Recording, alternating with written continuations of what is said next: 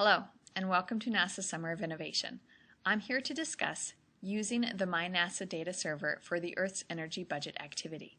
The background information in the lesson states the National Oceanic and Atmospheric Administration, or NOAA, indicates the amount of polar ice in the northern hemisphere is shrinking due to changes in Earth's climate. You may wish to remove this statement from the background information given to students. The statement summarizes the answer to the lesson's overlying question, removing some of the inquiry from the lesson. Instead, concentrate on the key question for the lesson: how does the Earth's energy budget relate to polar ice? Use the question to determine if students are able to draw the connection between the extent of polar ice and climate changes. Scrolling through the lesson, you will see that the lesson does not contain an easy-to-follow set of directions for students if they are to access the live data server. My suggestion is to copy and paste the student background and directions into another document suitable for printing. By creating another easier-to-follow set of directions such as these, you'll have fewer problems when students access the live data server. You may also combine some of the previous vocabulary terms and readings into one neat package for students to use as a lab sheet. Step 1 in the lesson asks students to watch a short entertaining video on global warming.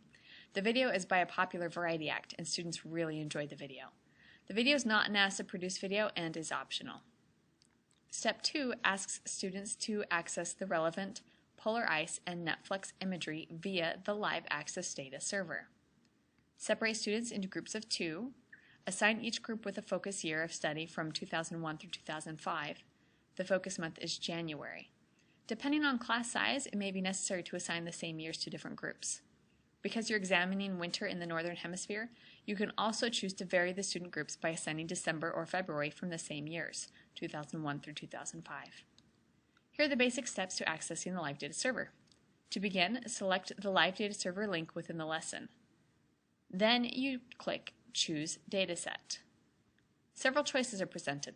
Select Cryosphere. Then select Monthly Snow Ice Amount. This is the only choice. An interactive map will load. Students then select the month and year of focus for their maps in the bottom left-hand corner of the screen.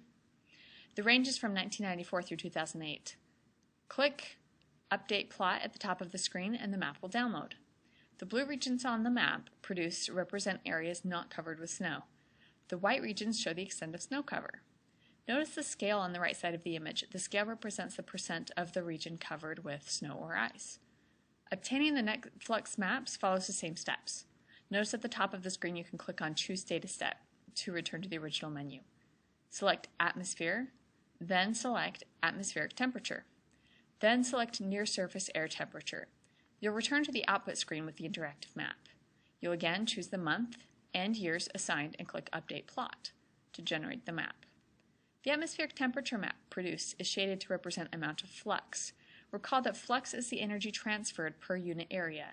The equatorial regions have the greatest heat transfer in watts per meter squared. These regions are red. The polar regions have very little flux, represented by a purple or blue color. The next step is to analyze the questions. Students can answer them in small groups or as a class. You may also choose to have students combine into larger groups to answer the questions so that they have more years to analyze. Thank you for joining us as we explore together in NASA's Summer of Innovation.